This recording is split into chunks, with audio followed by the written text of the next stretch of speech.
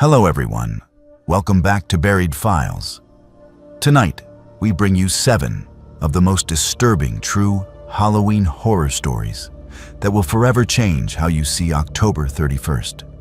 These are not urban legends passed around campfires, but documented events that occurred on what many consider the darkest night of the year. Each account has been meticulously cross-referenced with police reports, news archives, witness statements, and historical records to ensure complete accuracy. What makes these stories particularly chilling is not just what happened, but the fact that they actually happened to real people on Halloween night. From fathers who committed unspeakable acts to entities that appear only when the veil between worlds grows thin, tonight's collection explores the intersection where celebration meets tragedy and the supernatural bleeds into reality. If you crave authentic horror content grounded in truth rather than fiction, subscribe to Buried Files and activate the notification bell so you never miss our deep dives into verified cases of terror. After tonight's episode, share your own Halloween experiences or theories in the comments below, because we believe the scariest stories are the ones that can be proven.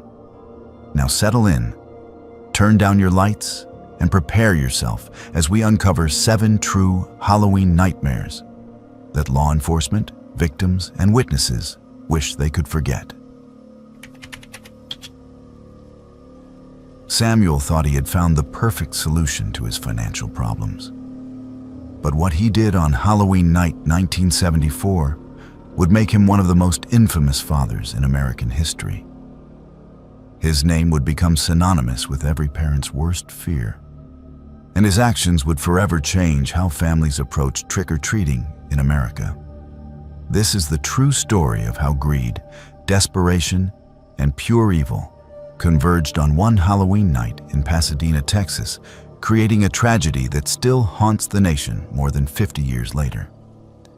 Samuel was a 39-year-old optician who, on the surface, appeared to be living the American dream. He had a wife, 5 children, and a respectable position in the community. But beneath this carefully constructed facade, Samuel was drowning in debt. His business was failing, creditors were closing in from all sides, and he was facing financial ruin.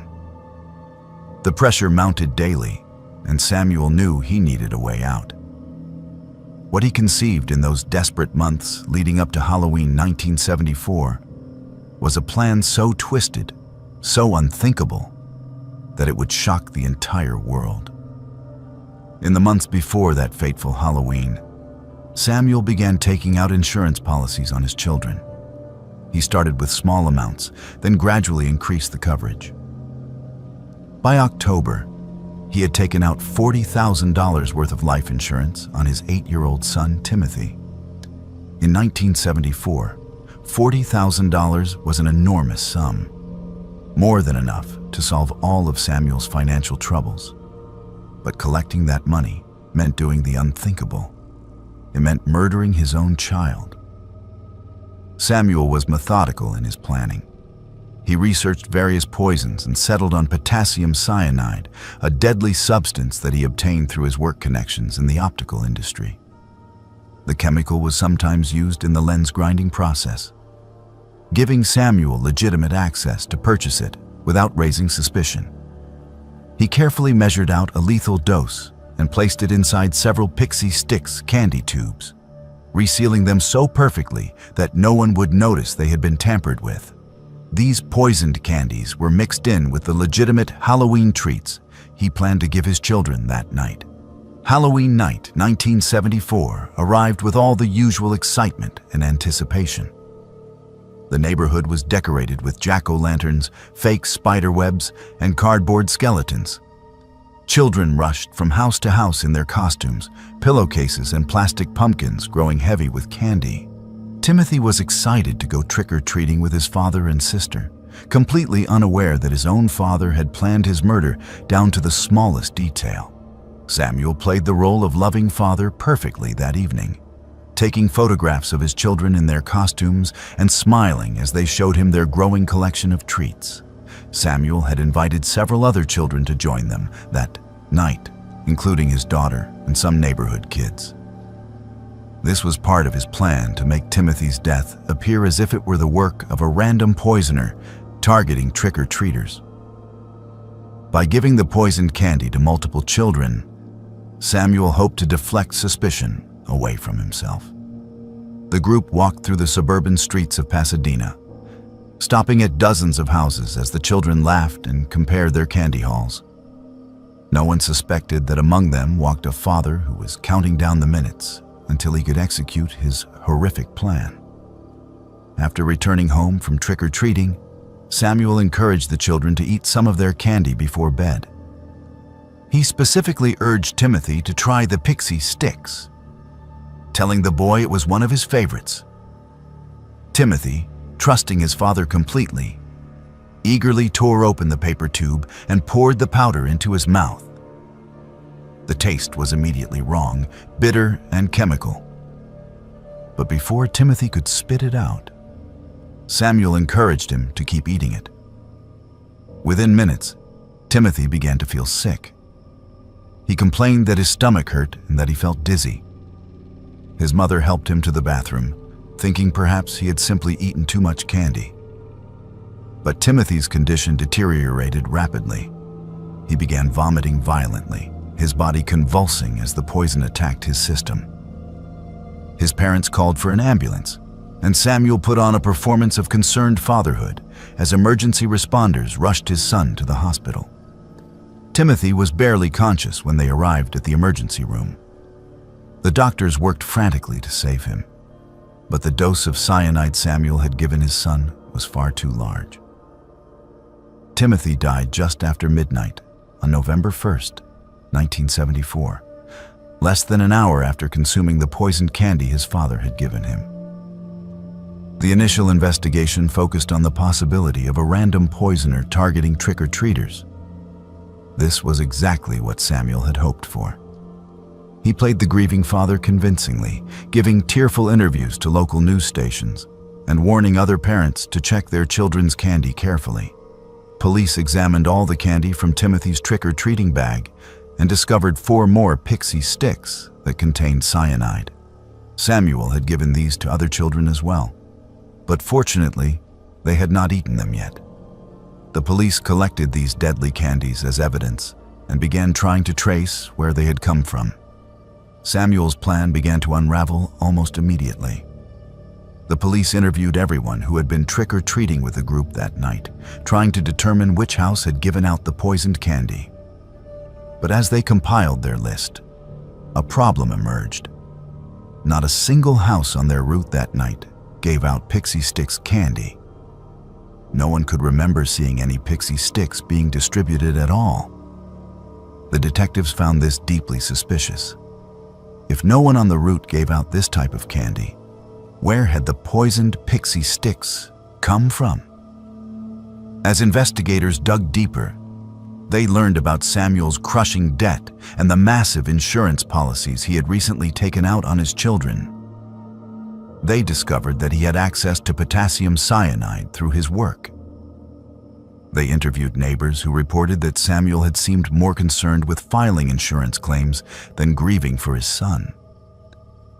The evidence began to paint a damning picture. Within days, suspicion had shifted entirely away from a random poisoner and focused squarely on Samuel himself. Police executed a search warrant on Samuel's home and found traces of potassium cyanide in his possession. They discovered that he had tried to purchase more insurance on his children just days before Halloween, but had been turned down because he already had such high coverage amounts. Witnesses came forward saying that Samuel had asked them strange hypothetical questions about insurance policies and poisonings in the weeks before Halloween. The case against him grew stronger with each passing day. Samuel continued to maintain his innocence, but his story kept changing. First, he claimed a random house must have given out the poisoned candy. When that was disproved, he suggested someone at his workplace might have planted the cyanide in his possession. He blamed mysterious enemies, claimed he was being framed, and insisted that he would never harm his children. But the evidence was overwhelming. The police had built an airtight case against him. The trial began in May 1975 and immediately drew national attention. The idea that a father would murder his own child for insurance money shocked the nation. The prosecution presented their evidence methodically, showing the jury Samuel's financial desperation, his access to the poison, the insurance policies, and the impossibility of the candy coming from any house on the trick-or-treating route. They called expert witnesses who testified about how the pixie sticks had been carefully opened and resealed. They showed that the amount of cyanide in each tube was far more than necessary to kill a child, indicating someone who wanted to be absolutely certain the poison would work. The defense tried to argue reasonable doubt, suggesting that someone else could have poisoned the candy. But their arguments rang hollow against the mountain of evidence. Samuel's own behavior after his son's death worked against him. Witnesses testified that he had seemed more concerned with how quickly he could collect the insurance money than with mourning Timothy. His wife, initially supportive, eventually testified against him, unable to reconcile the evidence with the man she thought she knew. On June 3, 1975, after less than an hour of deliberation, the jury found Samuel guilty of capital murder. The speed of the verdict reflected how clear-cut the evidence was.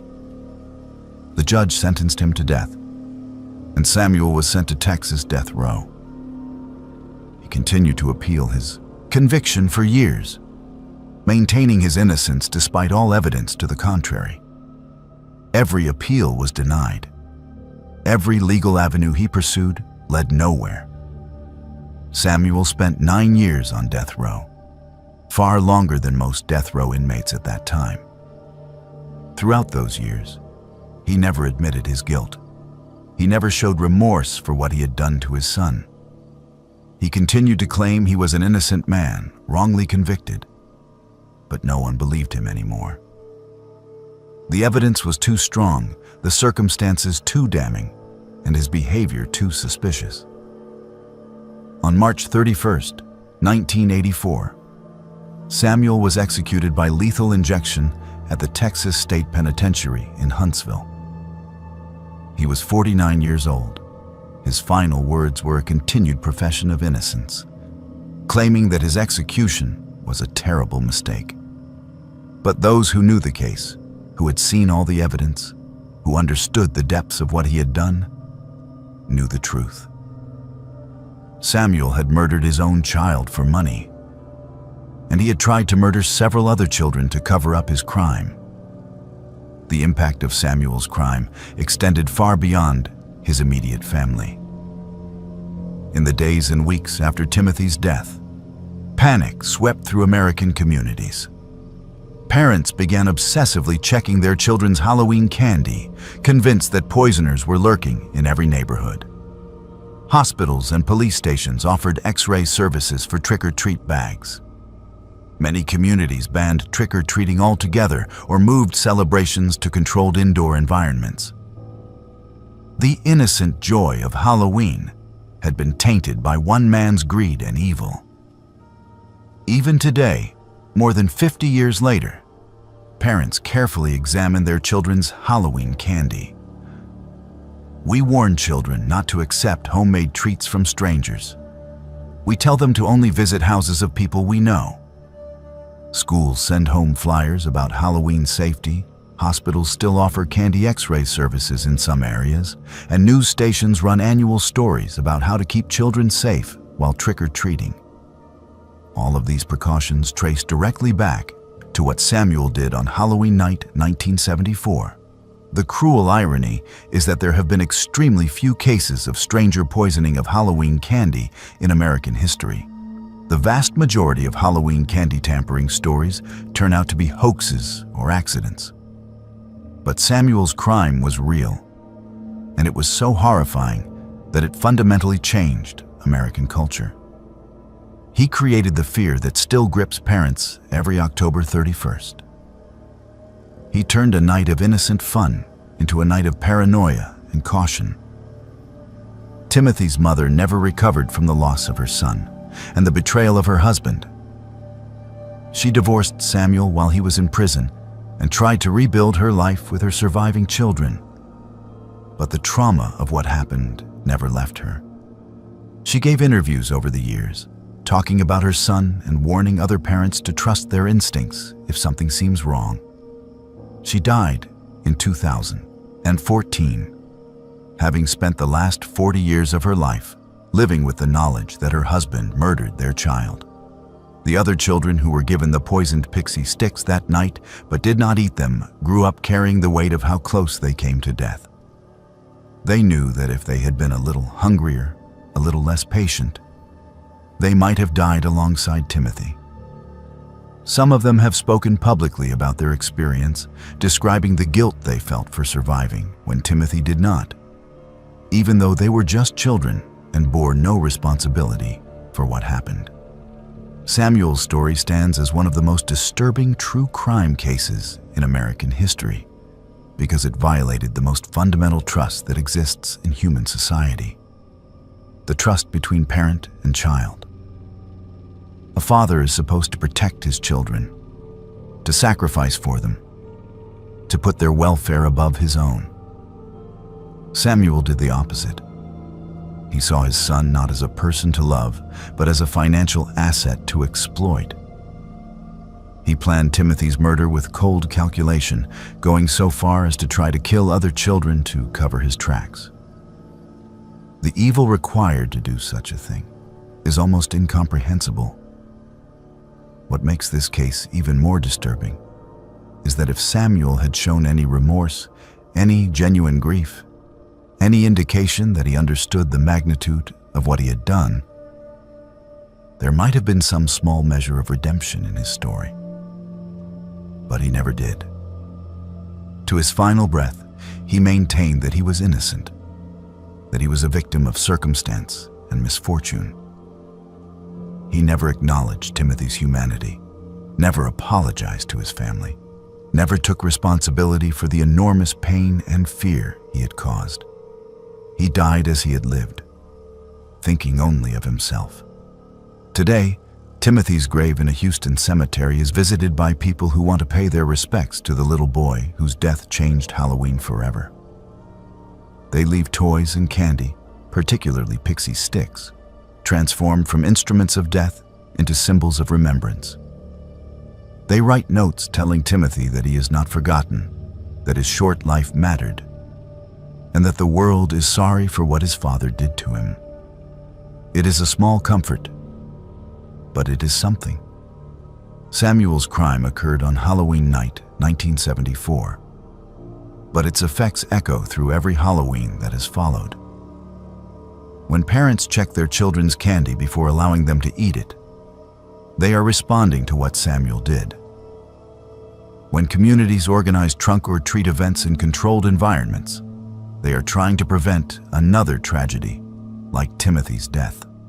When schools teach children about stranger danger and accepting food from unknown sources, Samuel's crime is part of that lesson, even if his name is not mentioned. The story of Samuel and Timothy is a reminder that the most terrifying monsters are not supernatural beings or creatures from horror movies. The most terrifying monsters are human, and they sometimes live in our own homes, hiding behind masks of normalcy until their true nature is revealed. Samuel thought he had devised the perfect crime, a way to solve his financial problems by sacrificing his son and blaming it on a random poisoner. Instead, he created one of the most notorious crimes in American history, destroyed his family, caused nationwide panic, and ultimately paid for his actions with his own life. Halloween is supposed to be a night of imagination, where children dress up as ghosts and ghouls and pretend to be scared while knowing they are safe. But Samuel made that fear real. He turned Halloween into something genuinely dangerous, at least in the minds of a generation of parents who would never again feel completely comfortable sending their children out to trick or treat. His legacy is not just the murder of his son, but the death of innocence for an entire culture's relationship with Halloween. More than 50 years have passed since that terrible night, but Samuel's name still comes up every Halloween season. True crime documentaries revisit his case. News articles recount what he did. Parents who were not even born when Timothy died know the basic story because it has become part of our cultural memory. We remember because we need to remember. We remember because Timothy deserves to be remembered. And we remember as a warning that evil can come from the most unexpected places, even from someone who is supposed to love and protect us above all others. For hours, neighbors walked past what they thought was just another elaborate Halloween decoration. But Aria was not pretending to be dead. What happened on Halloween night 2015 in a quiet Delaware neighborhood stands as one of the most psychologically disturbing cases in recent memory. Not because of violence or supernatural terror, but because it revealed how completely we can fail to see tragedy when we expect spectacle. This is the story of how Halloween's celebration of death created the perfect camouflage for a real one, and how an entire community became unwitting witnesses to a woman's final moments. Aria was 42 years old and lived alone in a modest 2-story house on Willow Creek Drive in Frederica, Delaware. She worked as a medical transcriptionist from home, a job that allowed her to maintain her privacy while dealing with the depression and anxiety that had plagued her for years. Her neighbors knew her as quiet and friendly, but distant. She would wave from her porch, exchange pleasantries about the weather, but rarely engaged in deeper conversation. Most people on the street had no idea she was struggling with mental health issues that had grown progressively worse over the past 18 months. The neighborhood of Willow Creek Drive took Halloween seriously. Every October, residents competed to create the most impressive displays. Front yards transformed into graveyards with elaborate tombstones and fog machines. Houses were draped in giant spider webs with mechanical spiders that moved and hissed at passers-by. Life-sized animated figures of ghosts, zombies, and witches populated porches and lawns. The street had become something of a local attraction, with families from other neighborhoods driving over to see the decorations and bringing their children for trick-or-treating on Halloween night. Aria had participated in previous years with modest displays, a few carved pumpkins, and some plastic skeletons. But in October 2015, she took things to another level. She spent weeks constructing an elaborate Halloween scene in her front yard. She created a cemetery with foam tombstones that looked remarkably realistic. She installed string lights that cast an eerie purple glow over everything. She hung sheets from tree branches to create ghost figures that swayed in the autumn breeze. Neighbors commented on how dedicated she seemed to her decorations that year, how much time and effort she was putting into making them perfect. But what none of them understood was that Aria was not decorating for Halloween. She was setting the stage for her death. The elaborate display was not meant to entertain trick-or-treaters or impress the neighbors. It was meant to hide her suicide in plain sight, to ensure that when people saw her hanging from the large oak tree in her front yard, they would assume it was just another part of the show. She had calculated everything carefully, understanding the psychology of Halloween and how people's expectations would prevent them from seeing the truth until it was far too late. On the morning of October 31st, Aria spent several hours perfecting her display. She adjusted the positions of tombstones, tested her lighting system, and made sure every element was exactly as she wanted it. Around 11 in the morning, she changed into a white nightgown that looked appropriately ghostly. She applied pale makeup to her face and dark circles under her eyes. To anyone watching, it would have appeared she was simply getting into costume for the holiday. In reality, she was preparing for her final performance. Around noon, Arya climbed a ladder she had positioned against the large oak tree in her front yard. She had already secured a rope to one of the thick branches the night before, hiding it among the Halloween decorations so no one would question its presence. She positioned herself carefully, slipped the noose around her neck, and kicked the ladder away. In that moment, on a bright autumn afternoon with children playing down the street and neighbors raking leaves in their yards, Arya ended her life.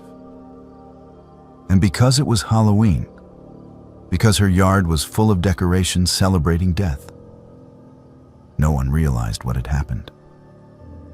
The first person to notice Arya was a mail carrier making his afternoon rounds around 12:30. He glanced at her yard as he always did, admiring the decorations, and saw what he thought was an impressively realistic hanging victim suspended from the tree. He even paused for a moment to appreciate the detail, noting how the figure seemed to sway naturally in the wind and how realistic the rope looked. He delivered her mail, complimented her decorating skills with a wave toward the house, and continued his route. He had no idea he had just walked past a woman who had been dead for less than 30 minutes. Throughout the afternoon, more people passed by Arya's house. Dog walkers slowed down to admire the decorations.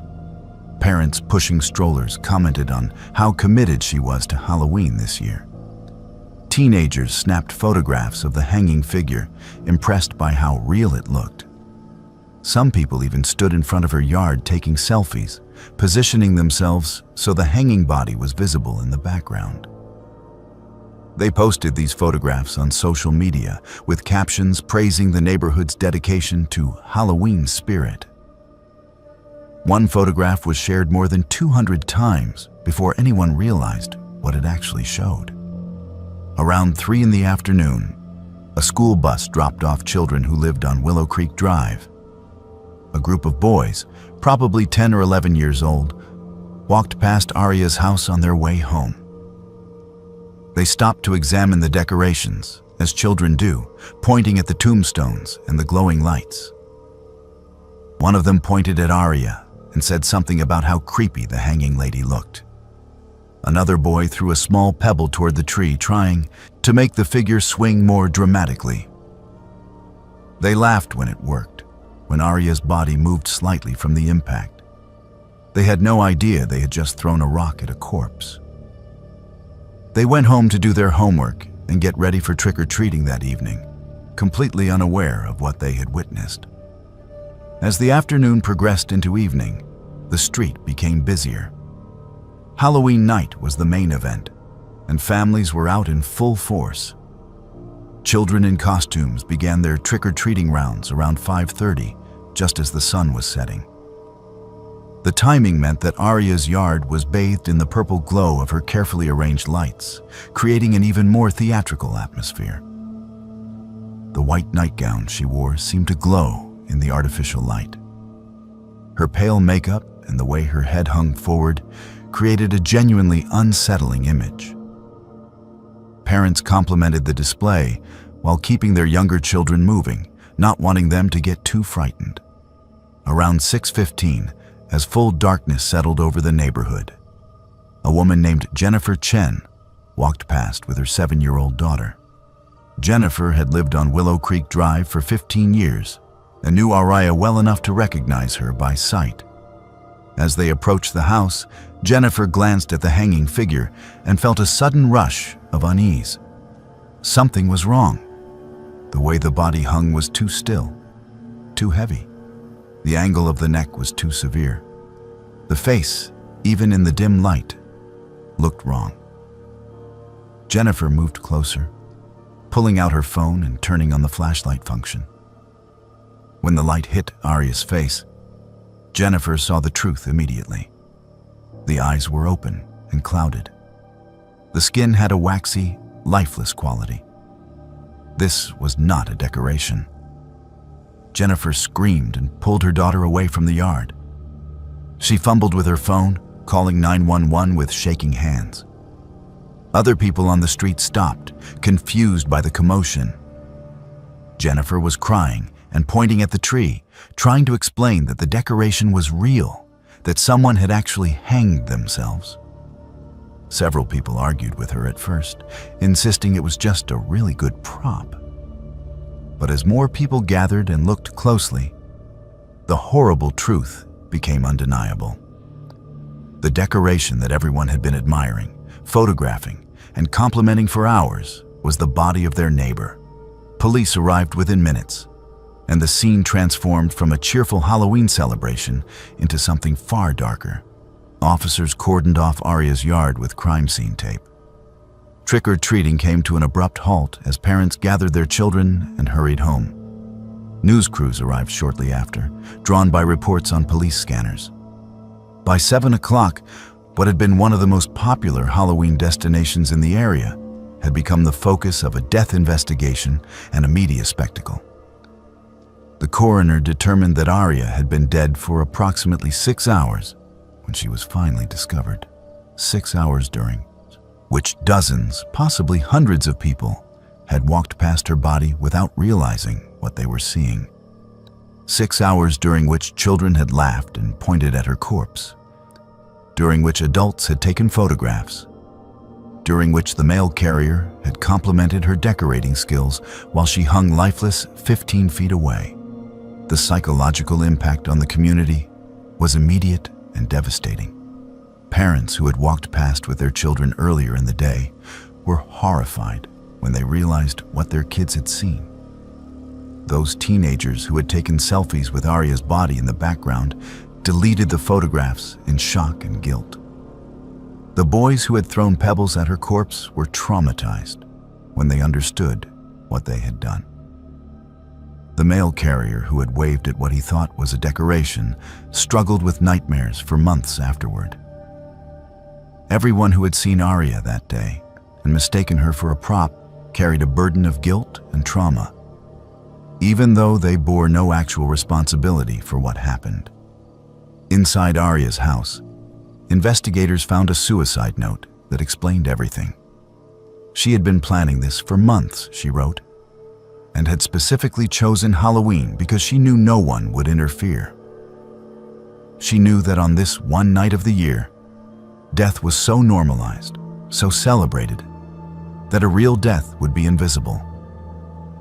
Her note was detailed and disturbing, describing how she had researched other Halloween suicides and found that delayed discovery was common when people chose this particular date and method. She wrote that she did not want to be saved, did not want anyone to stop her. And Halloween provided the perfect camouflage for her final act. The note also revealed the depth of Aria's depression and her feelings of invisibility. She wrote about how she felt that no one truly saw her, that she moved through life unnoticed and unmemorable. There was a terrible irony in this, as her suicide ensured that hundreds of people would literally look at her without seeing her, confirming her belief that she was invisible, even in death.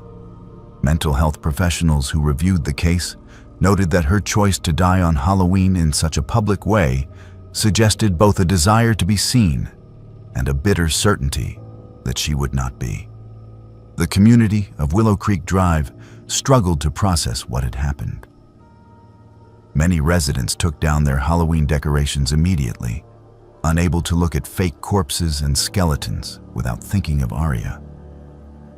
Some families moved away in the following months, unable to shake the memory of that night. The neighborhood association considered banning elaborate Halloween displays in future years, but ultimately decided against it, not wanting Aria's suicide to fundamentally change their community traditions. However, the enthusiasm for Halloween decorations noticeably declined in subsequent years. The street that had once been famous for its elaborate displays became much more subdued. Aria's family, who lived in another state and had been unaware of the severity of her mental health struggles, arrived in Delaware to handle her affairs. They expressed shock that so many people had seen her and not realized something was wrong. But they also acknowledged that Arya had planned it that way. She had been intelligent and calculating in her final act, understanding human psychology well enough to exploit it for her purposes. Her family released a statement asking people not to judge those who had walked past without recognizing what they were seeing, emphasizing that Arya had deliberately created a situation where this would happen. The case attracted national attention and sparked conversations about suicide prevention, mental health awareness, and the ways that social expectations can blind us to reality. Psychologists wrote articles analyzing how our brains use context to interpret what we see, and how, on Halloween, the context of celebration and decoration overrides our ability to recognize genuine distress or death. The photographs that had been posted to social media before Arya was identified became evidence of this phenomenon, showing clearly that multiple people had been close enough to see her, but had been psychologically prevented from understanding what they were seeing. In the years since Arya's death, her story has been cited in discussions about suicide prevention and the importance of checking on isolated neighbors, especially during holidays when depression can be particularly acute. Mental health organizations have used her case as an example of how people in crisis can hide in plain sight, and how important it is to look beyond surface appearances. Some Halloween safety guides now include reminders to be aware that not all disturbing displays may be decorations, and to call authorities if something seems genuinely wrong. The house where Arya lived was sold several months after her death. The new owners were aware of what had happened, but chose to purchase the property anyway, hoping to create new memories that would eventually overshadow the tragedy. They did not put up any Halloween decorations for the first few years they lived there. And when they finally did, they kept the display simple and tasteful, avoiding anything that resembled a hanging body. The large oak tree where Arya died remains standing, but the branch she used has been cut back significantly. Arya's story forces us to confront uncomfortable questions about how well we truly see each other, and how easily tragedy can be mistaken for entertainment when we expect one thing and encounter another. Halloween celebrates death as theater, as something safe and controlled and ultimately unreal. Arya understood this and used it to ensure that her death would go unnoticed until it was too late for anyone to intervene. In doing so, she created a situation where an entire community became unwitting participants in her final moments, a burden that many of them continue to carry. David was excited about his first American Halloween. He had watched the movies, studied the customs, and picked out the perfect costume. But a simple mistake would cost him his life. What happened on the night of October 17th, 1992, in Baton Rouge, Louisiana, was not technically on Halloween itself, but it occurred at a Halloween party and has become one of the most tragic and controversial cases associated with the holiday. This is the story of how cultural misunderstanding, fear, and a single terrible decision ended the life of a 16-year-old boy who simply wanted to experience American traditions. David was a Japanese exchange student living with a host family in Baton Rouge. He had arrived in the United States just 2 months earlier, full of enthusiasm about experiencing American culture firsthand. He was a good student, polite and eager to learn, and his host family had grown fond of him quickly. He loved American music, particularly disco, and was fascinated by Halloween, a holiday that had no equivalent in Japan. When a classmate invited him to a Halloween party, David was thrilled. He spent days planning his costume, finally deciding to dress as John Travolta's character from Saturday Night Fever, complete with a white suit and slicked back hair. On the evening of October 17th, David and his friend Webb, a fellow student from his host family's neighborhood, set out for the Halloween party. They were both in high spirits, joking and laughing as they walked through the suburban streets of Baton Rouge.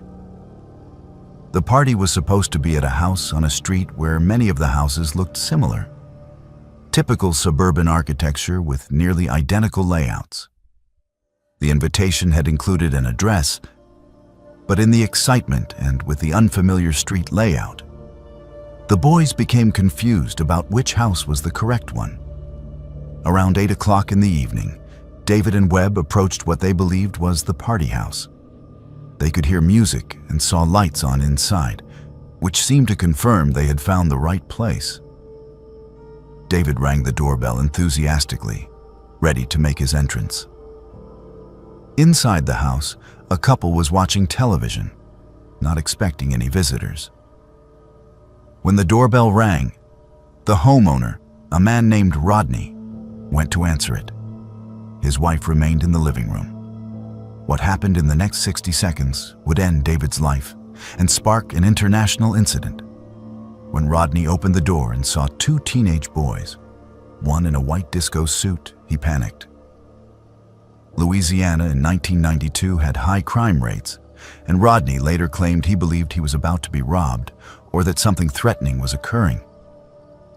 Without asking who they were or what they wanted, Rodney shouted at them to freeze. But David, whose English was still developing and who was caught up in the excitement of the party, did not understand the command or did not process it as a serious order. He may have thought it was part of a Halloween game or simply not comprehended what was being said to him. David took a step forward, still smiling, perhaps trying to explain they were there for a party. Rodney, believing his command to freeze had been ignored and feeling threatened, retreated into his house and grabbed a loaded .44 Magnum revolver he kept near the door. He returned to the doorway within seconds. David was still on the porch, still in his white costume, still not understanding the danger he was in. Webb, realizing something was very wrong, was trying to pull David away, but everything was happening too fast. Rodney raised the gun and fired a single shot. The bullet struck David in the chest from just a few feet away. The impact of the .44 Magnum at such close range was devastating. David collapsed on the porch, his white suit instantly soaked with blood. Webb screamed and ran, terrified and in shock. Rodney's wife called 911. Within minutes, police and ambulances arrived at the scene, but there was nothing they could do. David died on that porch, still wearing his costume, still holding the excitement of his first American Halloween party somewhere in his fading consciousness. The investigation that followed was swift, but ultimately unsatisfying for those seeking justice. Police interviewed Rodney, who claimed he had felt threatened and had acted in self-defense. He stated that he had clearly told the intruders to freeze, that they had not complied, and that he had feared for his life and his wife's safety. The fact that David was unarmed, that he was dressed in a costume, and that he was clearly a teenage boy did not factor into Rodney's justification. He maintained that in the moment, he believed he was preventing a crime. David's host family was devastated. They had welcomed this boy into their home, had grown to care for him as one of their own. And now he was dead because of a misunderstanding. They had to make the impossible phone call to David's parents in Japan, explaining that their son, who had gone to America to study and experience a different culture, had been shot and killed at a stranger's door. The grief and shock rippled across 2 continents. The Japanese community, both in the United States and in Japan, reacted with horror and outrage. The case became international news, with Japanese media covering every detail. Many people in Japan had already been uncertain about the safety of sending their children to America for exchange programs, and David's death confirmed their worst fears. The idea that a boy could be shot simply for approaching the wrong house, for not understanding English well enough to respond to a command in time, seemed incomprehensible to a nation with strict gun control and far lower rates of gun violence. Rodney was charged with manslaughter, a lesser charge than murder, as prosecutors acknowledged that while his actions were reckless and resulted in death, proving intent to kill would be difficult. The trial began in May 1993 and immediately became a lightning rod for debates about gun rights, self-defense laws, racial prejudice, and cultural responsibility. The prosecution argued that Rodney had overreacted dramatically to a situation that posed no actual threat, that any reasonable person could see these were teenagers in costumes, not criminals. The defense argued that Rodney had the right to defend his home, and that in the split-second decision he had to make, he chose to protect himself and his wife. The jury, composed of local residents who lived in the same community as Rodney and understood the fear of crime that pervaded the area at that time, deliberated for just 3 hours before returning a verdict of not guilty. They accepted Rodney's claim of self-defense, believing that he had genuinely felt threatened and had acted within his rights as a homeowner. The courtroom erupted in mixed reactions. David's host family and supporters were stunned and heartbroken. Rodney's supporters believed justice had been served and that a man should not be punished for protecting his home. The verdict caused international outrage, particularly in Japan. David's mother, devastated by the loss of her son and the acquittal of his killer, became an advocate for gun control and cultural education. She traveled to the United States multiple times to speak about her son's death and to campaign for changes in laws that would prevent similar tragedies. She met with politicians, spoke at universities, and gave interviews to any media outlet that would listen. Her message was simple. Her son had died because of fear, misunderstanding, and easy access to firearms. She wanted his death to mean something, to lead to changes that would protect other children. In the years following David's death, his story became a case study in cultural programs and exchange student orientations. Organizations that facilitate international student exchanges began including specific training about American gun culture, regional differences in how to interact with strangers, and the importance of understanding commands like freeze or stop. Some programs showed David's case as an example of how quickly misunderstanding can become tragedy in a country where firearms are prevalent and self-defense laws are broadly interpreted. The house where David died changed hands several times in the years that followed. Each new owner learned about what happened there, and some reported feeling uncomfortable with the history. The porch where David fell was eventually replaced during a renovation, but the address remained the same, a reminder of the tragedy that occurred there. Neighbors who had lived on the street in 1992 never forgot that night. The sound of the gunshot, the sirens, the sight of a boy in a white costume lying motionless while emergency responders worked frantically to save him. David's parents eventually received a settlement from a civil lawsuit against Rodney, though no amount of money could compensate for the loss of their son. They established a scholarship fund in David's name for Japanese students studying conflict resolution and international understanding, hoping that future generations might be better equipped to bridge cultural divides and prevent tragedies like the one that took their son from them. The case raised questions that remain unresolved decades later. At what point does fear justify lethal force? What responsibility do we have to verify a threat before responding with violence? How do we balance the right to self-defense with the responsibility not to harm innocent people? What role does cultural understanding play in preventing tragedy?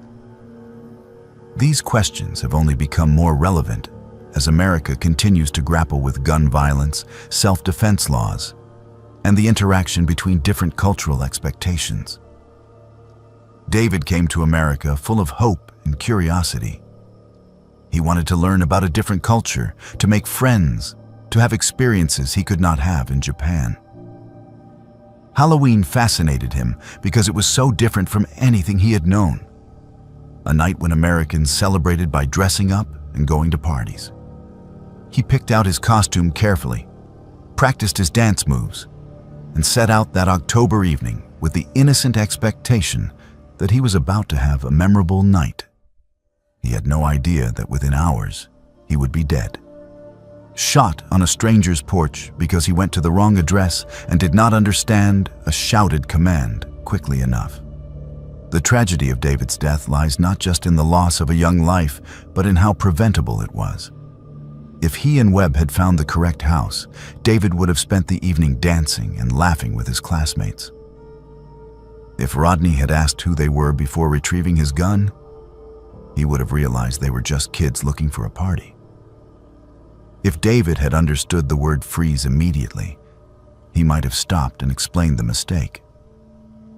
If Rodney had fired a warning shot or called police instead of shooting directly at a teenager, David would have lived.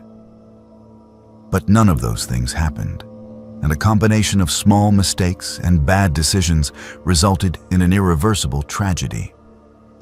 Today, David's story is still told in discussions about gun violence, cultural sensitivity, and the American criminal justice system. His mother, who spent decades advocating for change in his name, has said that while she can never forgive what happened to her son, she hopes his death has made people more aware of the dangers of fear-driven violence and the importance of trying to understand each other across cultural divides. David's grave in Japan is visited regularly by former classmates and people who learned about his story and were moved by it. They leave flowers and write messages telling him that his life mattered and his death was not forgotten. Evelyn had been handing out candy for 3 hours when the last trick-or-treater arrived. But what stood on her porch was not a child in a costume. What happened on Halloween night 2018 in a quiet suburb of Portland, Oregon, remains one of the most unexplained and disturbing encounters ever reported. Evelyn was a reliable witness, a retired school teacher with no history of mental illness, no substance abuse issues, and a reputation in her community as sensible and grounded. Yet what she experienced that night challenged everything she thought she understood about reality. This is her story, documented through police reports, security camera footage, and witness testimony that raises more questions than it answers. Evelyn lived alone in a modest ranch-style house on Maple Grove Lane, a peaceful street where families had lived for generations. She was 68 years old and had been handing out Halloween candy to neighborhood children for more than 30 years. She knew the routine well. Stock up on good candy, turn on the porch light at 5:30, greet each group of trick-or-treaters with enthusiasm, and turn off the light around 9:30 when traffic died down. October 31st, 2018, started out like every other Halloween she had experienced. The evening progressed normally. Groups of children came and went, their costumes ranging from superheroes to princesses to elaborate homemade creations. Parents waited on the sidewalk, chatting with neighbors while their kids rushed to the door.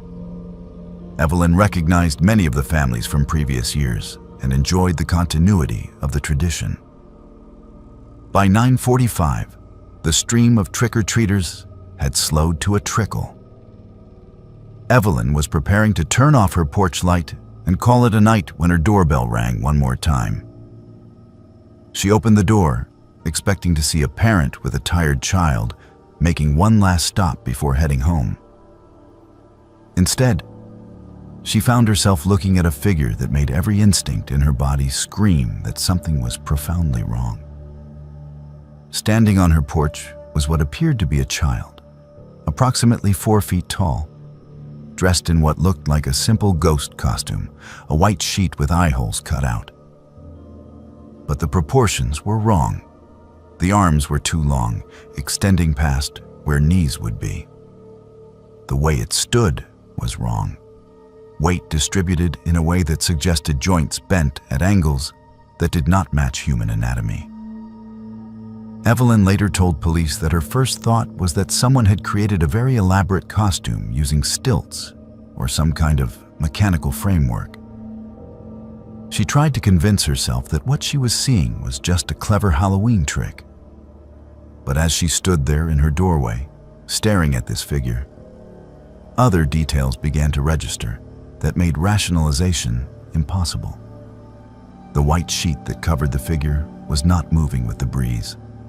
It hung perfectly still despite the wind that was rustling the leaves in her yard. The fabric itself looked wrong, too smooth, almost like it was part of the thing rather than draped over it. The figure stood motionless for several seconds, not speaking, not moving, just standing there. Evelyn felt her mouth go dry. She later described feeling an overwhelming sense of wrongness, as if her brain was trying to process something it could not categorize. The figure slowly extended one arm, a gesture clearly meant to request candy. The arm moved smoothly but unnaturally, bending in a way that made Evelyn's stomach turn. She could see the hand extending from the sleeve, and it was pale, almost luminescent in the porch light. The fingers were too long, the joints visible beneath skin that looked stretched too tight. Evelyn, operating on autopilot and not knowing what else to do, reached into her candy bowl and pulled out a handful of chocolate bars. She extended her hand toward the figure, trying not to let it touch her. The figure's hand closed around the candy, and Evelyn felt her skin crawl. The texture was wrong. It was cold, far colder than the October night air could account for, and it felt damp, like touching something that had been submerged in water. She pulled her hand back quickly, resisting the urge to wipe it on her clothes. Then the figure spoke. The voice that came from beneath the sheet was the most disturbing part of the entire encounter. It said, "Thank you." But the words were wrong. The pitch was off, modulated in a way that sounded like someone had taken a recording of a human voice and played it at the wrong speed. The inflection was robotic, completely lacking the natural rhythm of human speech. Evelyn felt ice run down her spine. Whatever was standing on her porch was not a child. It was not human. She was suddenly, absolutely certain of that fact. The figure turned to leave, and Evelyn noticed that it did not walk so much as glide. Its feet, if it had feet, did not appear to make contact with the porch in a normal way. It moved down her front steps with an unnatural smoothness, like a video played with frames missing. Evelyn watched, frozen in her doorway, as the figure moved down her walkway toward the street. It reached the sidewalk and then, impossibly, it accelerated. One moment it was moving at a slow pace. The next it was between two houses across the street, covering a distance of at least 60 feet in what could not have been more than 2 seconds. Then it was gone. Evelyn stood in her doorway for a full minute, trying to process what she had just witnessed. Her rational mind insisted it must have been a costume, an elaborate prank, teenagers with sophisticated props. But her instincts, honed over 68 years of life experience, told her something different. She had just encountered something that should not exist. With shaking hands, she closed and locked her door, turned off her porch light, and sat down in her living room, trying to calm her racing heart. After about 20 minutes, when her initial shock had subsided enough for her to think clearly, Evelyn remembered that she had installed a security camera system 6 months earlier. The camera above her front door recorded everyone who came to her porch. She pulled out her phone, opened the security app, and pulled up the footage from the past hour.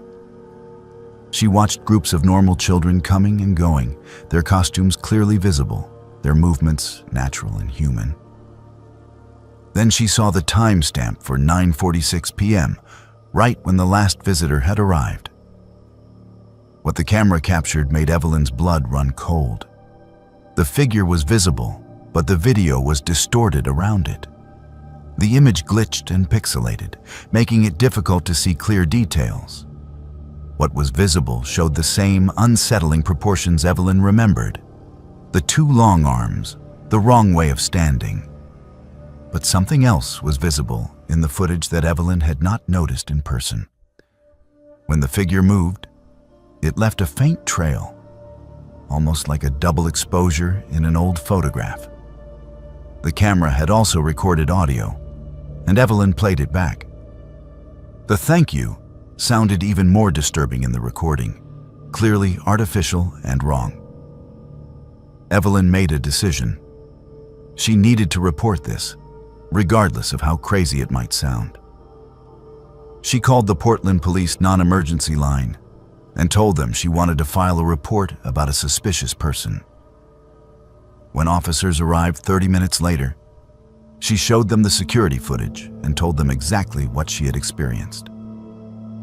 The officers were professional and took her seriously, particularly after viewing the video. They noted the distortion around the figure and the unusual audio. They asked if any of her neighbors had seen anything unusual. The officers canvassed the street, knocking on doors and asking if anyone had seen a child in a ghost costume around 9:45 p.m. What they discovered was both validating and deeply unsettling. 3 other neighbors on Maple Grove Lane reported seeing a figure matching Evelyn's description at around the same time. One man said he had seen it moving between houses across the street from him at an impossible speed. Another woman said she had seen it standing under a streetlight, perfectly motionless, for several minutes before it suddenly vanished. None of them had thought to report it initially, assuming it was just an unusual costume or a trick of the light. The police took statements from all the witnesses and collected the security camera footage from Evelyn's house. They filed an official report classifying the incident as unexplained. Local news picked up the story a few days later, and it generated significant attention. Paranormal investigators requested permission to interview Evelyn and examine her property. She declined, wanting to move on from the experience. But the story spread through online communities dedicated to unexplained phenomena, and Evelyn's encounter became a well-documented case of Halloween strangeness. In the weeks and months following the incident, several theories emerged about what Evelyn and her neighbors had encountered. Some suggested it was an elaborate prank using advanced technology, perhaps a drone with a projected image, or someone in a very sophisticated costume with mechanical enhancements. Others believed it was a paranormal entity, something that took advantage of Halloween night when the boundary between worlds was supposedly thinner. A few proposed it might have been an extraterrestrial being, noting that the unnatural movements and wrong proportions matched descriptions from alleged alien encounter reports. Evelyn herself never settled on a definitive explanation. She knew what she had seen and felt, and she knew it was not a normal child in a costume. The coldness of its touch, the wrongness of its voice, the impossible speed with which it moved, these things could not be easily explained away. She had lived a long, rational life and had never believed in ghosts or aliens or unexplained phenomena.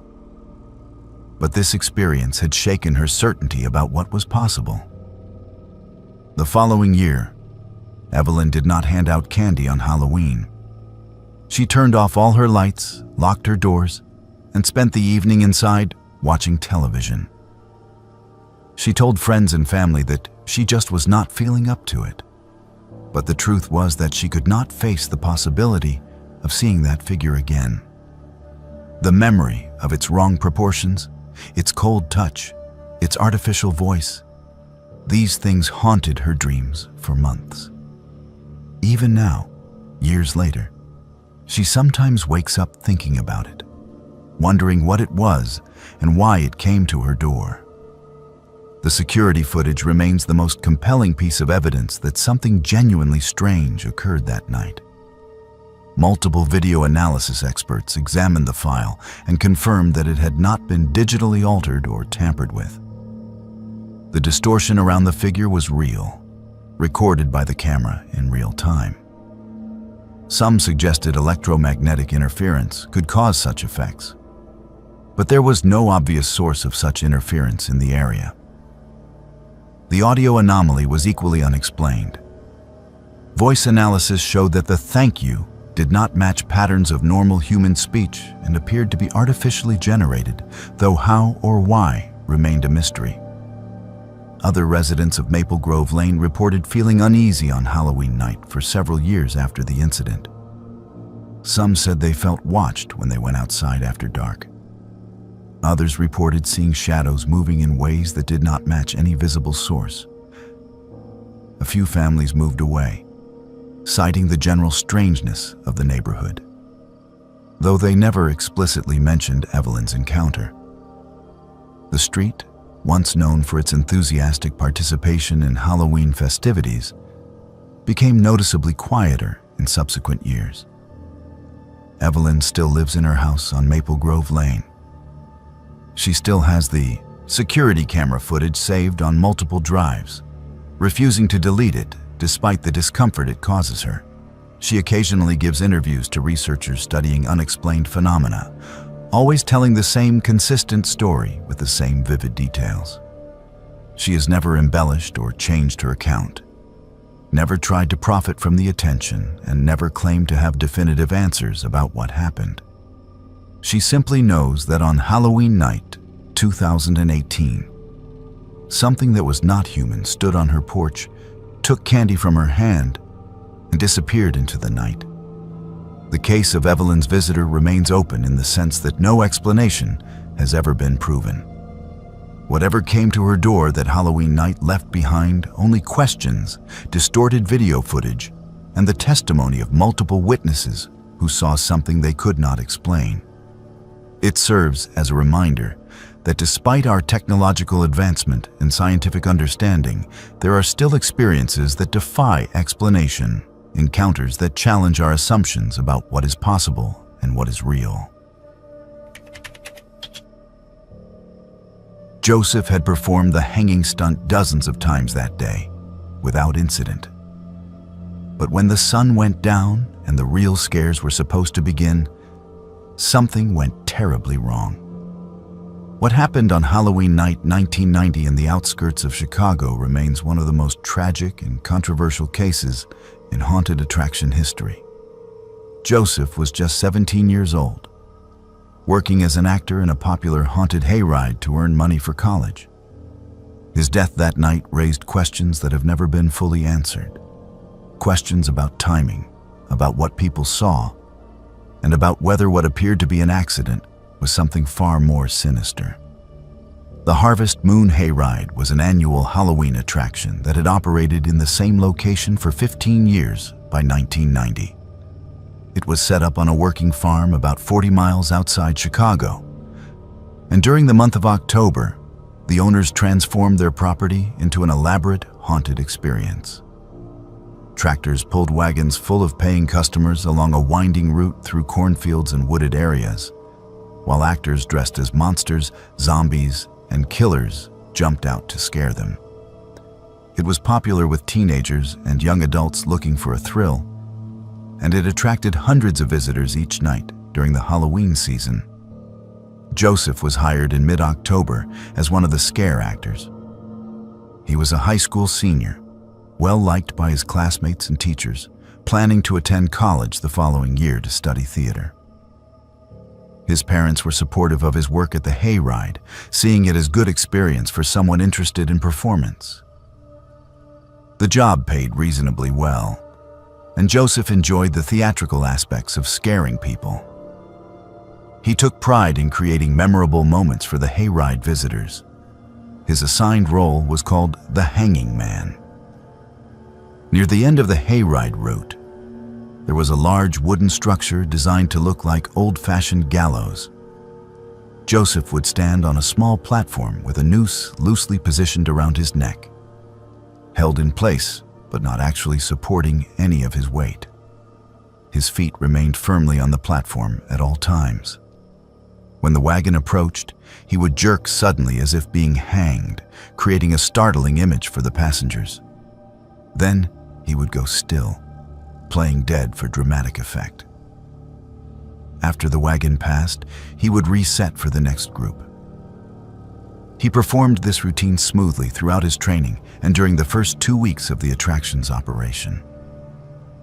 Halloween night 1990 was unseasonably cold, with temperatures dropping into the low 30s. The hayride was fully booked with back-to-back groups scheduled from 6 p.m. until midnight. Joseph arrived at 4 p.m. for the pre-show meeting where all actors reviewed safety protocols and discussed any new elements for the evening. Everything seemed normal. Joseph was in good spirits, joking with other actors about their plans for after the season ended. There was no indication that anything was wrong or that he was upset about anything. The first few groups of the evening went through without incident. Joseph performed his hanging man routine perfectly, startling passengers with his sudden movement and then holding his dead pose convincingly as the wagon rolled past. Other actors who were positioned nearby said they saw him between groups, standing on his platform, occasionally adjusting his costume or stretching to stay limber in the cold. Around 7:30 p.m., he was still performing normally. The wagon carrying the group scheduled for 7:45 began its route. This is where accounts become murky and disturbing. The 7:45 group consisted of about 20 people, mostly college-age students celebrating Halloween together. As their wagon approached the gallows section, they saw Joseph in position, standing on the platform with a noose around his neck. The wagon driver, who had made this trip dozens of times and knew the routine, slowed slightly as they neared the gallows, giving passengers time to notice the hanging man before Joseph would perform his jerk and freeze. But Joseph did not move. The wagon slowed to a near stop, as was customary for this scare, and Joseph simply hung there, completely still. Several passengers pointed and commented on how realistic the effect looked.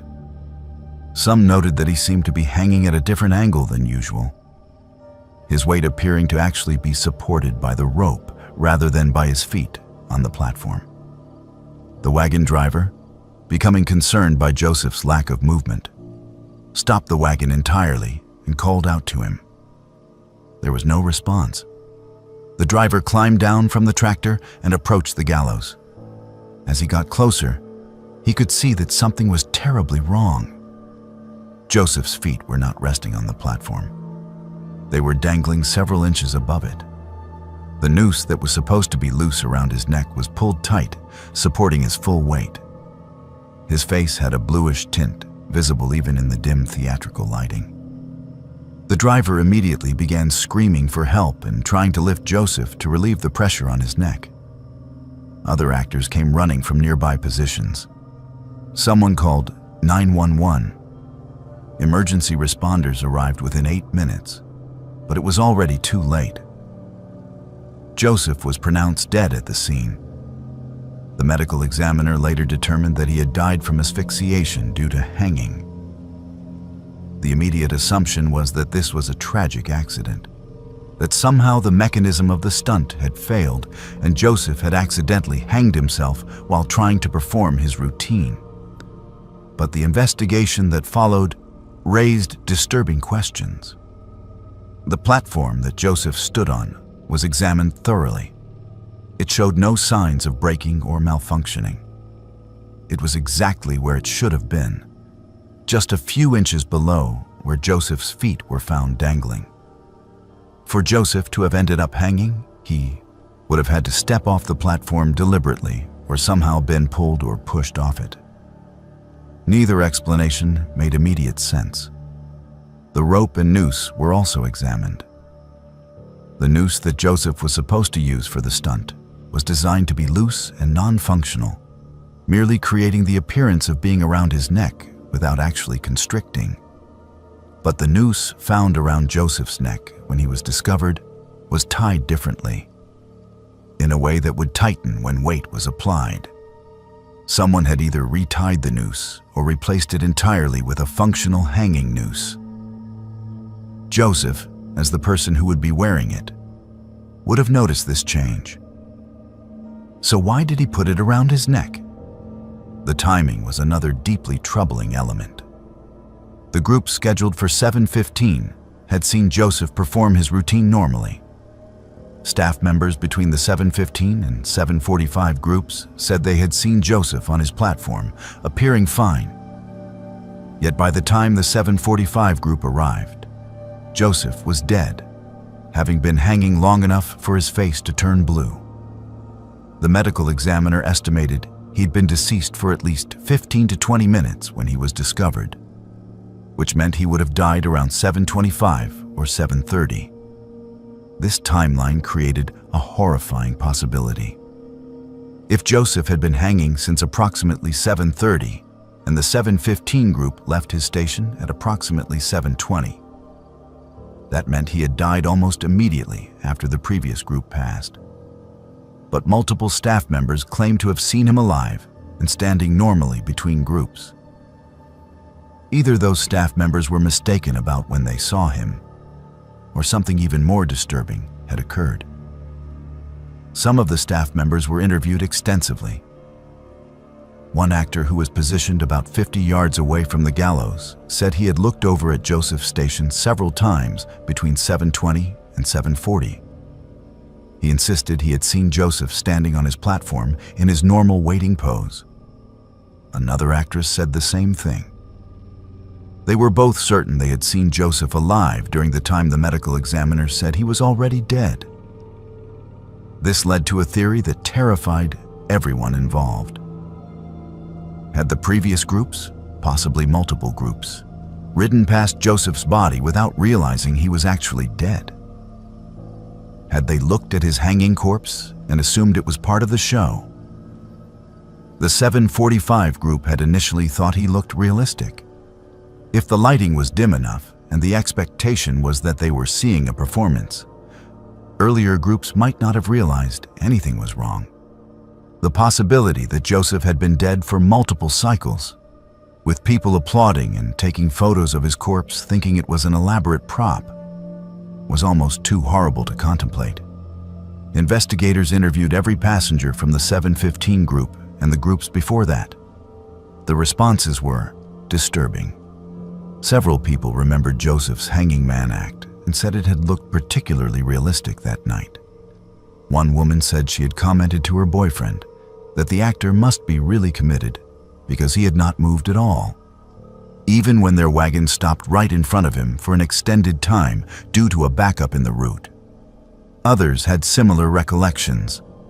The evidence strongly suggested that multiple groups had indeed viewed Joseph's body without realizing he was dead. The investigation into whether Joseph's death was an accident or something more sinister found no conclusive answer. The noose had been replaced or retied, but Joseph's fingerprints were on it, suggesting he had handled it himself. There was no evidence of a struggle. No one had seen anyone else near the gallows during the relevant time period. The most straightforward explanation was suicide. That Joseph had deliberately modified the noose and stepped off the platform. But his parents, friends, and co-workers all insisted he had shown no signs of depression or suicidal ideation. He had plans for the future. He was excited about college. Nothing in his behavior suggested he wanted to die. An alternative theory was that this was a prank gone wrong. Perhaps Joseph had modified the noose as a way to make his act more realistic, not understanding the danger, and had accidentally stepped off the platform or lost his balance. But this explanation required believing that an intelligent 17-year-old would not understand the basic physics of hanging, which seemed unlikely. The darkest theory, whispered but never proven, was that someone had tampered with Joseph's equipment intending to harm him. There had been some minor conflicts between actors during the season, typical workplace drama and personality clashes. But nothing that seemed serious enough to motivate murder. Still, the fact remained that someone had changed the noose. And if it was not Joseph himself, then someone else had access to his equipment and the opportunity to make the modification without being observed. The official ruling was accidental death. The county medical examiner concluded that Joseph had likely been experimenting with making his act more realistic and had misjudged the danger. The case was closed. But Joseph's family never accepted this explanation. They hired a private investigator who found inconsistencies in the timeline and in witness statements, but could not prove foul play. The family filed a civil lawsuit against the hayride operators for negligence, which was eventually settled out of court for an undisclosed amount. The Harvest Moon hayride never reopened. The owners, traumatized by Joseph's death and facing potential liability, shut down the operation permanently. The farm was eventually sold to developers who built a subdivision on the property. The gallows where Joseph died were dismantled and burned. But people who lived in the area and had worked at the hayride never forgot what happened. Some of them still have nightmares about that night, about the possibility that they walked past a dying teenager or looked at his corpse and thought it was entertainment. Joseph's parents established a scholarship fund in his name for theater students at his high school. Every year, several students receive financial assistance to pursue their dreams of performance, keeping Joseph's memory alive in a positive way. But the questions about how he really died, about whether those final moments were an accident or something more deliberate, about whether someone else was involved, those questions remain unanswered more than 3 decades later. Scarlett's Halloween party was in full swing when someone noticed the figure standing in the corner. The problem was, no one had seen him arrive, and he was not on the guest list. What happened on Halloween night 2017 in a college apartment in Savannah, Georgia, has become one of the most widely documented paranormal encounters in recent years. Multiple witnesses, photographs, and video evidence all point to the same unsettling conclusion. Something that was not alive attended Scarlett's party that night, and it made sure everyone knew it was there. Scarlett was a 21-year-old junior at the Savannah College of Art and Design, one of the most prestigious art schools in the country. She lived in a converted historical building that had been divided into student apartments. The building dated back to 1873 and had served various purposes over its long history, including as a boarding house, a hospital during the yellow fever epidemic of 1876, and briefly as a funeral parlor in the early 1900s. By 2017, it had been renovated into modern apartments, but the bones of the old building remained. Scarlett decided to throw a Halloween party in her third-floor apartment on October 31st. She invited approximately 30 people, mostly fellow art students and friends from her classes. The guest list was carefully curated. This was not an open party where strangers might wander in. Everyone who was invited received a specific invitation, and Scarlett made it clear that +1s needed to be cleared with her in advance. She wanted to keep the gathering manageable and ensure she knew everyone in attendance. The party began around 8 p.m. Guests arrived in costume, as was traditional for Halloween. There were elaborate artistic creations, as expected from art students, ranging from steampunk cyborgs to classical paintings come to life. Music played, drinks were poured, and the atmosphere was festive and energetic. Scarlett moved through the crowd, greeting friends, admiring costumes, and making sure everyone was having a good time. By 9:30, all 30 invited guests had arrived, and the apartment was packed with people talking, laughing, and dancing. Around 10:15 p.m., a guest named Marcus noticed something odd. In the corner of the living room, near the window that overlooked the street, stood a figure he had not seen before. The figure was dressed in what appeared to be authentic 1920s attire. A formal dark suit with a high collar, a vest, and a pocket watch chain visible across the chest. The costume was impressively detailed, far more authentic looking than most of the other outfits at the party. But what struck Marcus as strange was how still the figure stood. Everyone else at the party was moving, talking, drinking, or dancing. This person just stood motionless, facing slightly away from the crowd, staring at the wall. Marcus approached Scarlett and asked whose friend the guy in the corner was, pointing across the room. Scarlett looked and saw the figure for the first time. She did not recognize him. She thought perhaps he had come with one of her guests without asking permission.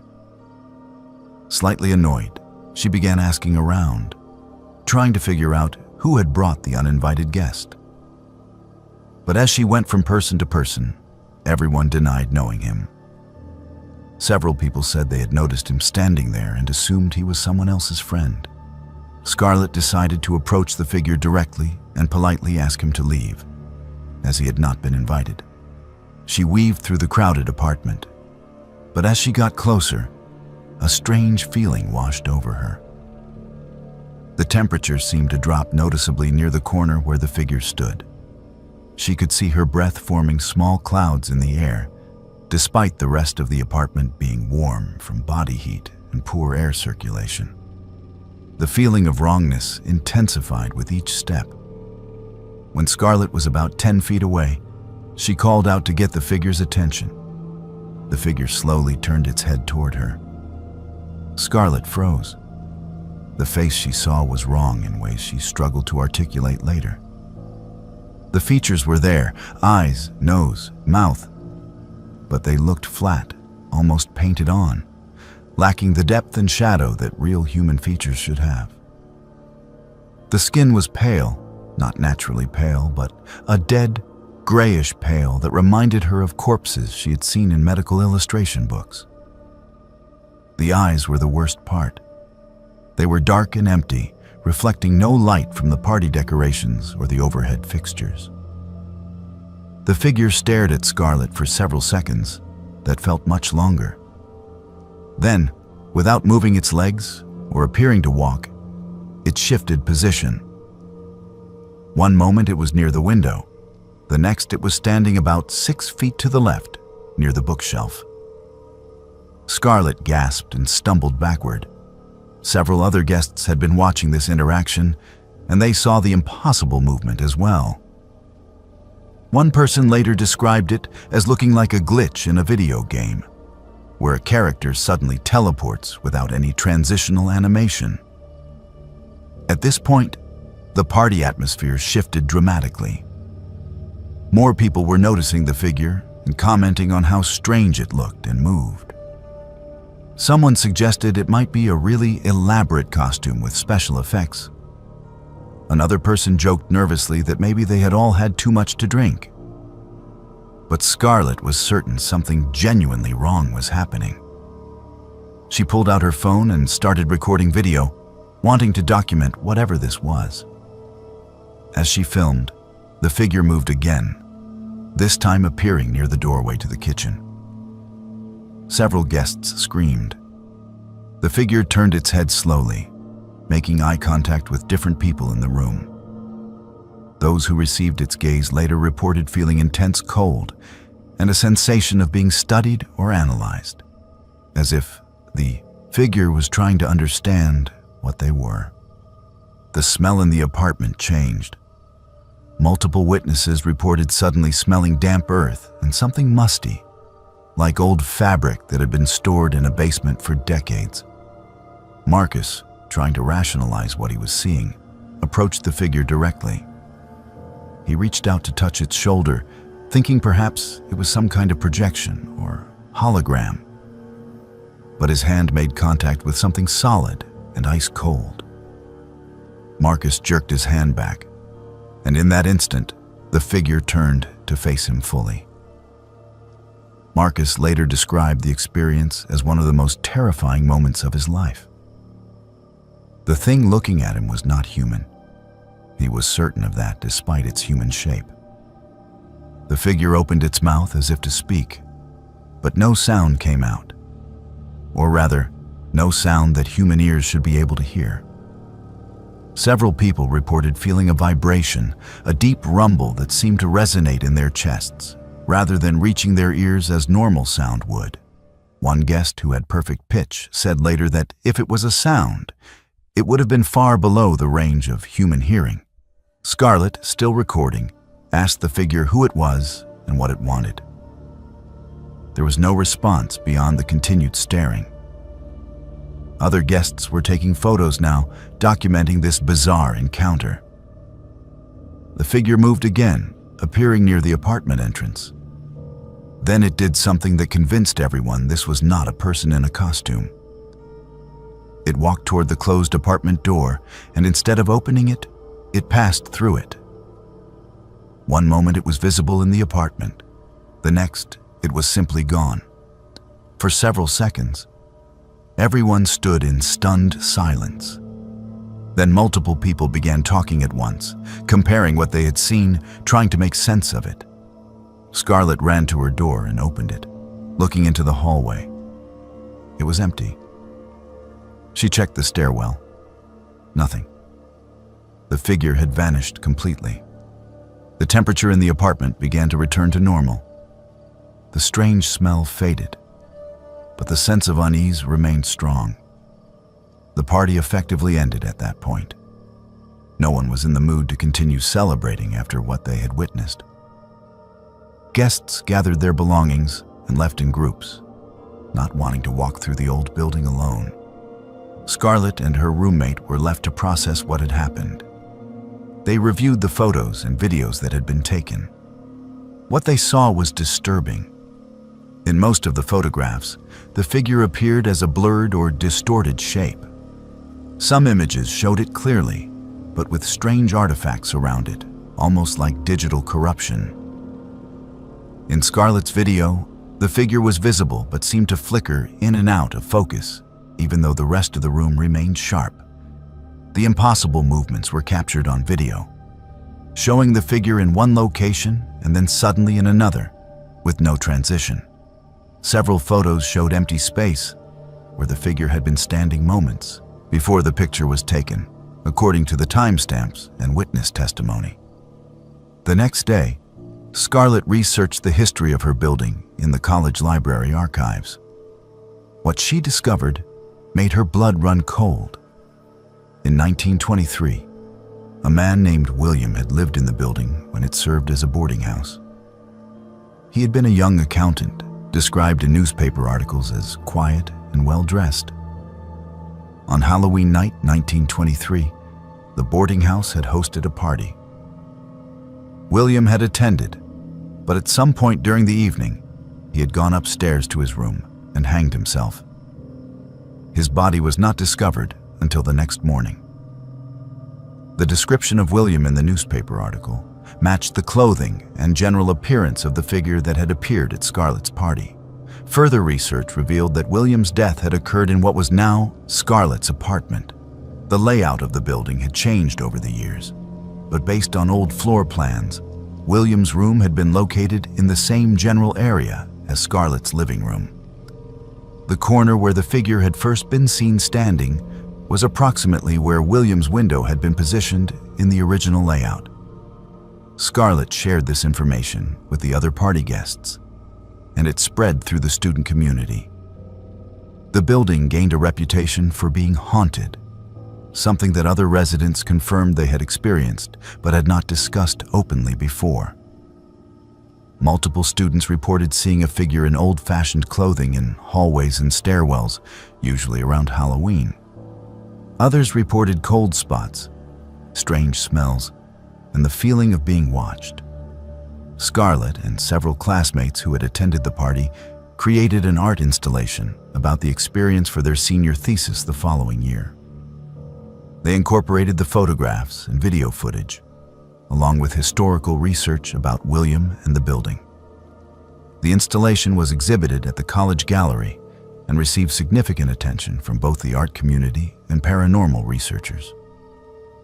It raised questions about documentation, evidence, and the nature of supernatural experiences. The photographs and videos from Scarlett's party have been analyzed by multiple paranormal investigation groups.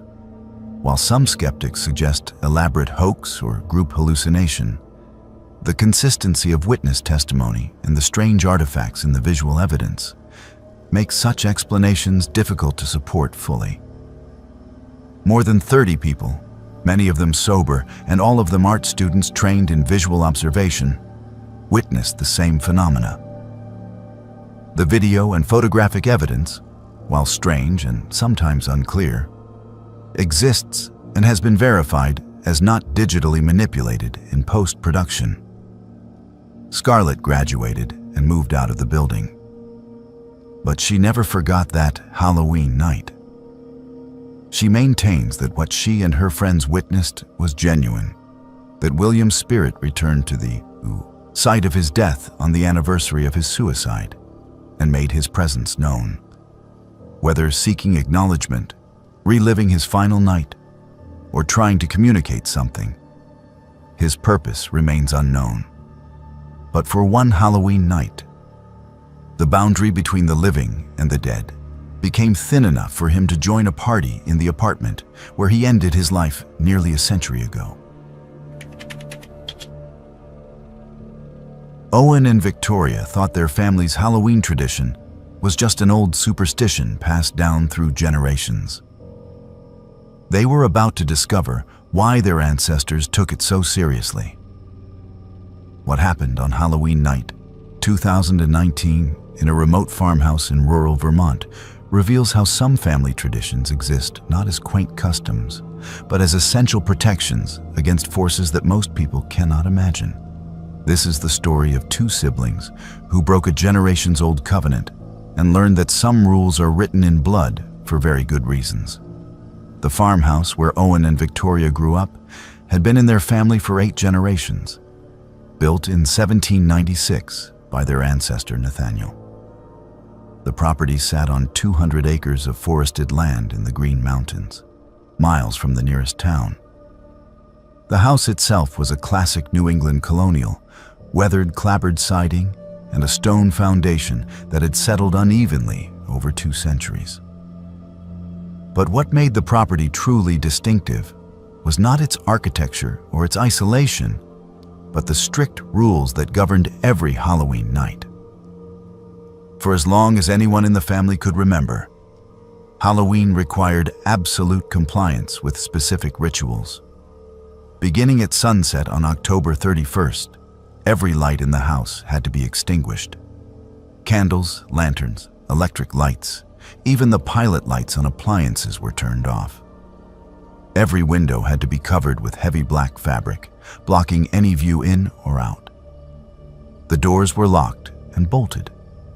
And most importantly, everyone in the house had to remain completely silent from sunset until sunrise. No talking, no music, no television, nothing that would create sound. The family would sit together in the dark living room, waiting for morning. Owen was 21 and Victoria was 19 when they decided these rules were ridiculous. They had grown up following the tradition without question, but as adults with modern educations and rational worldviews, they found the whole thing absurd. Their parents had always enforced the rules strictly, but in October 2019, their parents were visiting their grandmother in Florida, leaving Owen and Victoria alone at the farmhouse for the first time on Halloween.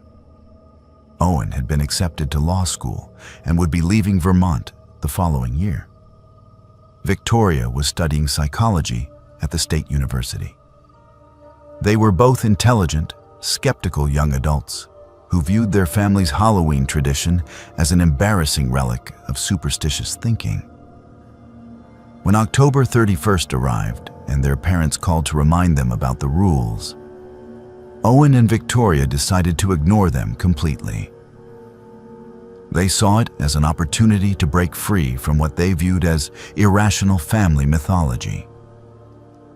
Instead of observing the traditional silence and darkness, they decided to throw a small party. They invited a few friends from town, people who had always been curious about the old farmhouse. They planned music, food, and drinks. It would be a normal Halloween celebration, proving once and for all that the family rules were meaningless superstition. Victoria hung decorations, while Owen set up speakers for music.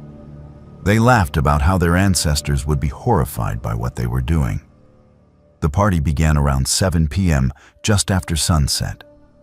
5 friends arrived, and the farmhouse was soon filled with light, music, and laughter. Owen made cocktails in the kitchen.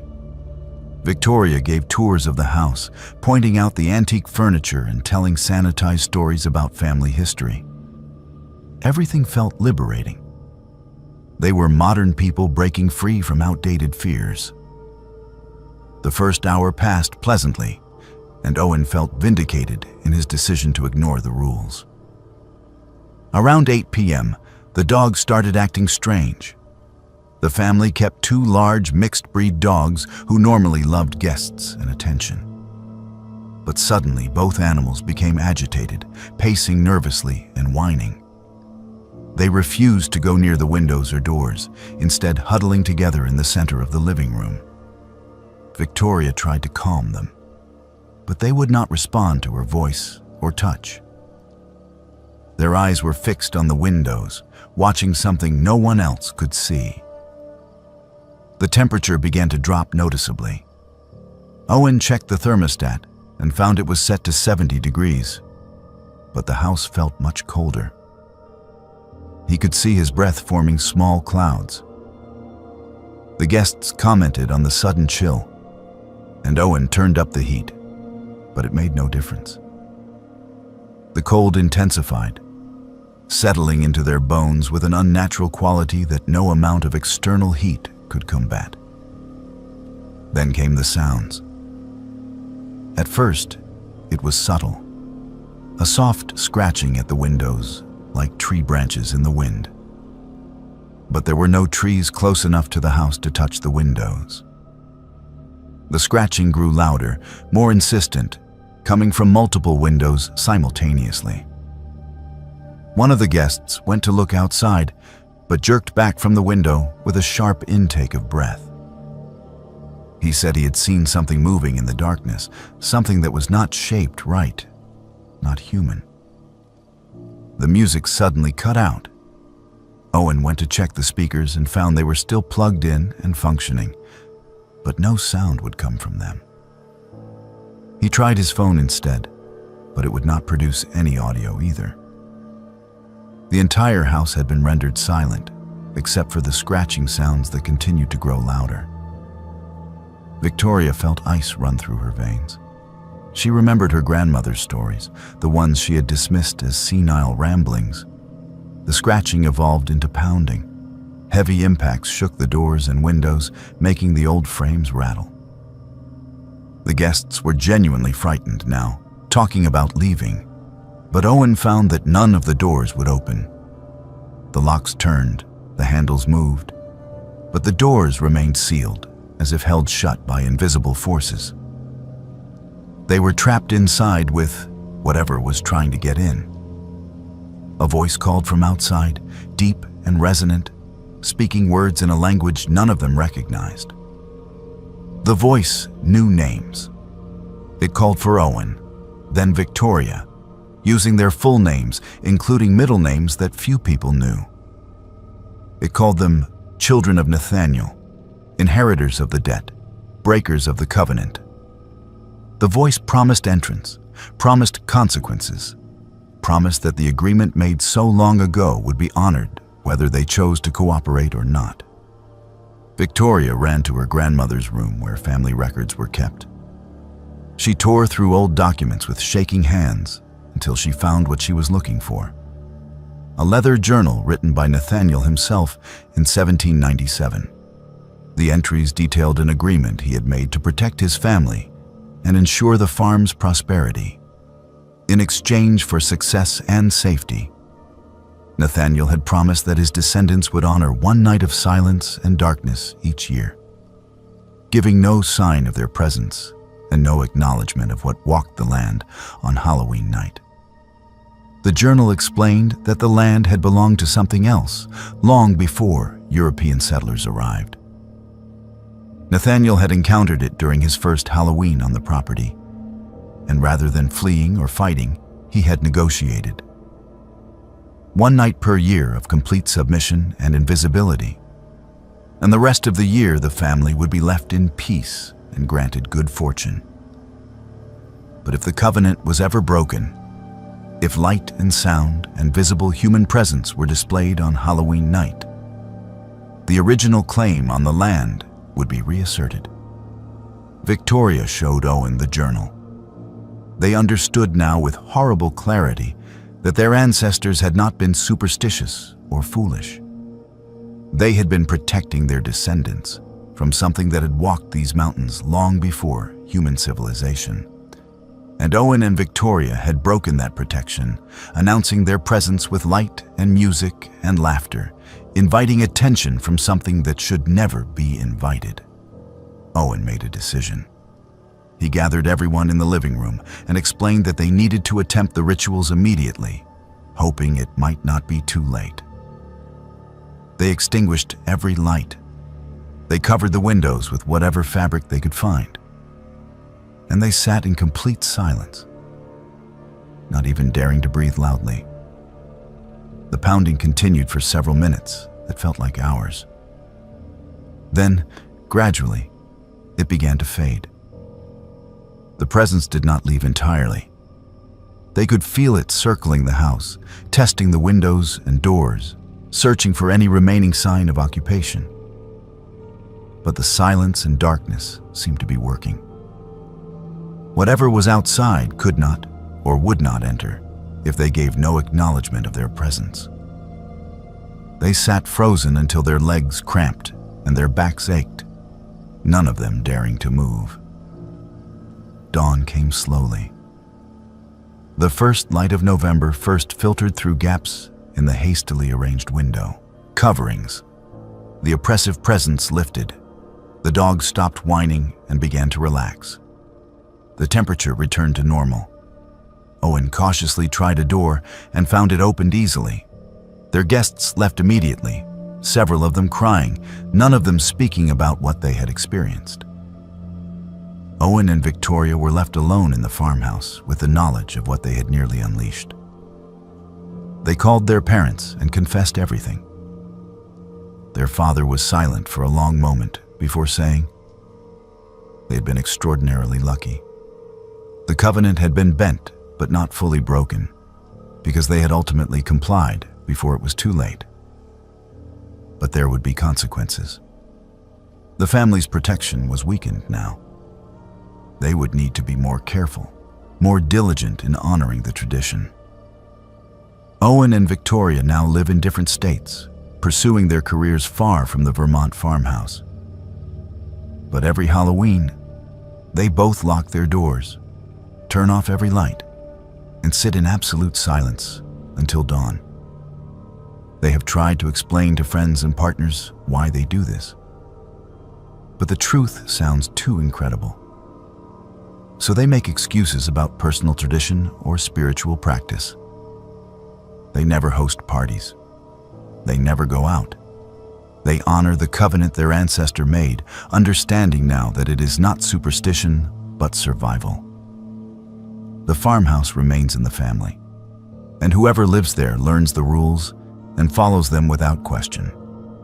The story of what Owen and Victoria experienced has been added to the family records, another warning for future generations. Some traditions exist for good reason. Some rules should never be broken.